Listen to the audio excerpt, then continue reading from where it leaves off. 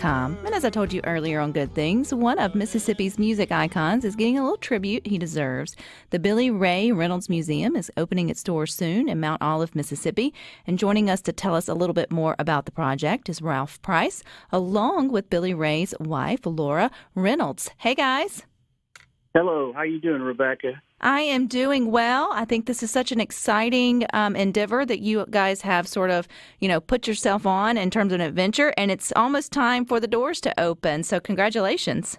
Well, thank you so much. Thank you so much. We've actually been open just a few days to kind of get the wrinkles out, and we're looking forward to our grand opening this coming Saturday. And we appreciate you having us on your program. A soft opening is always smart thing to do. Now, I'll ask Laura, since she probably knew him better than anybody else. Give us a little background on Billy Ray's life and maybe his career for those of us who hadn't heard that name in a while. Okay. Thank you for having us. Billy Ray was born and raised in Mount Olive, or outside of Mount Olive. His family farmed 40 acres of cotton and corn in a community called Saratoga. And Billy Ray grew up plowing and dreaming of going to Nashville and becoming a songwriter. He and his father would sing hymns together while they plowed, and some of the country music songs they'd heard on the radio. And when he couldn't remember a line, the next day he would just make one up. And sometimes he would like his line better. And so that kind of gave him the idea about he could maybe one day be a songwriter. So was his first love songwriting? Maybe just the other gifts and talents helped him be the best songwriter he could be? Oh, absolutely. He loved writing. He loved playing music. He loved singing. And he was blessed to be talented in all those aspects. And so he was able to pursue his dream and spend about 35 years in Nashville, and then was able to come back to Mount Olive.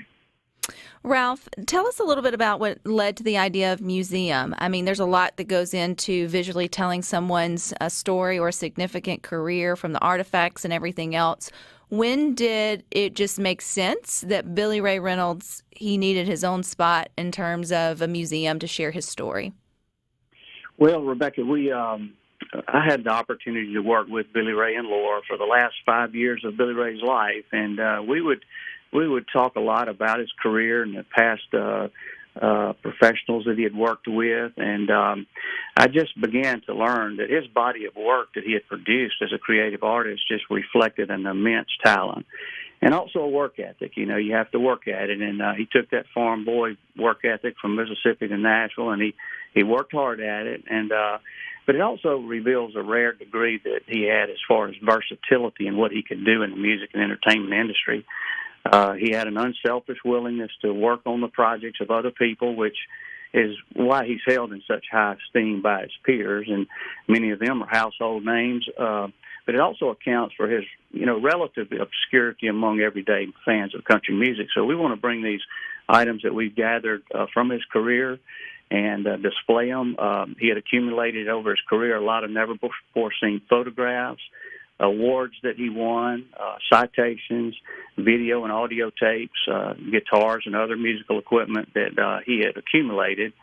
And just going through all of his files after he passed away, we recognized what significance these artifacts had, and we thought that creating a permanent exhibit could be shared with his hometown that he loved so much and would be an appropriate way to remember him and just celebrate the life that he lived. He pursued his dreams, like Laura said, as a little boy, and then going on to accomplish so much. So we hope that this display is interesting, but we also hope that it's inspiring to others who might have a goal or pursue something creatively. I think that all towns need something unique. I think now destination tourism we hope to be a big part of. We hope that this will draw visitors in and fans of music everywhere. We're excited about another honor. This is a separate, unrelated to the museum, but he was just selected for his own country music trail marker for the town of Mount Olive. So that'll put him on the trail. So I think that the museum and the trail marker will work hand in hand to draw visitors in. Billy, I'm sorry, not Billy. Ralph, where will the Billy Ray Reynolds Museum be? It is located at 102 South 6th Street in downtown Mount Olive. Mount Olive is located, for those of the listeners that may not be familiar with where Mount Olive is, and of course mostly it's associated with the hometown of the late great quarterback Steve McNair, who also was from Mount Olive. But it's located on U.S. Highway 49, about halfway between Jackson and Hattiesburg. It's right there, just very conveniently located, and so we hope to draw some traffic off of Highway 49 and come into town. And ironically, Rebecca, we had no idea when we were forming, getting all the things ready, that we knew we had to have a building, and we had no idea that the very building that Billy Ray used to walk in as a 9-year-old to the city drugstore in Mount Olive and read hit parade magazines and buy guitar strings, that it would be available. So that's the very building that we're going to have the museum in. So that was real special to us. Now, Miss Lora, I can only imagine the emotional roller coaster when you're gathering these artifacts, to fans or to coworkers. It's really neat and sort of cool to learn. But to you, those are personal. Those are your husband's things that tell of his story and his past. Are there any that maybe you uncovered or found or let go of that you have a special connection to when you go through the museum? Absolutely. Several of the things in the museum, we had in our home in Mount Olive, we had a little studio where we did our songwriting and recorded our demos. And so several of the things were actually displayed in our studio, one of which I think a lot of people will find very interesting are the original handwritten lyrics to the Waylon Jennings song, Are You Sure Hank Done It This Way? I think most people probably know that song. It's a big hit.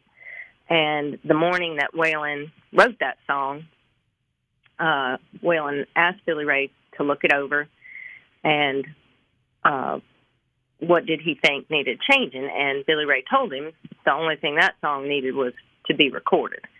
And so Waylon wrote a handwritten note on that original lyric sheet to Billy Ray that said, Billy, you've always been my friend and I'll always be your friend, and signed it. And I think that's something that Billy Ray was very proud of, that he had displayed in our studio for all those years, and I think people will find that very interesting in the museum.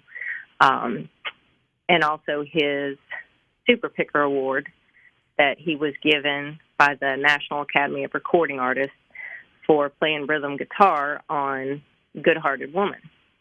And then there were several things that we discovered going through his files, some of which I had never seen. So a lot of it I think people are going to find very interesting, and it was very interesting for us going through it, and interesting for me to learn even some of the stuff that I didn't know about him. So I think that people that don't know him will be able to kind of feel like they do when they leave. Mm-hmm. And even the people that know him very well, I think will learn things that they didn't already know about him. I love the little fun fact I read where Billy Ray fulfilled a pledge he made to his mother. You can't hate a man who kept pledges to his mama. At the age of 9, playing the Grand Ole Opry with Pete Drake Band in 1969. Those are the type of things that, connect you to a person. You enjoy what they can do in terms of their talents, but they were normal people with, mothers and fathers and dreams and wishes. And, it really just sort of brings a bit of humanity to the people that we just see their names in lights, all the time. Ralph, when will we get to enjoy the museum? When will it be open? I know you mentioned in terms of hours. And then where can we go to maybe get tickets or plan our trip? Well, this is a no admission charge. We wanted to set up something that anybody that would like to enjoy this museum, they can come. There's no admission. Obviously, we do take donations in case someone would like to donate. We're going to be set up as a 501c3 nonprofit, and hopefully we can do some good with any funds left over. But it's open from 10 a.m. to 4 p.m. Thursdays, Fridays, and Saturdays to start off with. And we'll expand those hours as we need to. But this coming Saturday will be a special day. It will be the ribbon cutting, the building dedication. That will begin at 11 a.m. This coming Saturday, November 19th. And we'll have some refreshments there, cookies, and One of the things I wanted to mention, too, that's part of this is that in addition to the museum, the building, we have one section of the building kind of cornered off. It's where his albums are displayed. He contributed as either a songwriter, a vocalist, guitarist on over 65 albums. And we have the album covers displayed for everyone to see. And, of course, he wrote for everybody from, Waylon, obviously. I think Waylon had 12 songs or 13. But he also wrote songs that were recorded by Johnny Cash and Tanya Tucker and Conway Twitty. And he definitely deserves his own museum, Ralph. Well, you and Laura will have to come back on when he gets his country music trail. Everyone needs to go out and visit the Billy Ray Reynolds Museum and stick with us. We got more for you coming up next.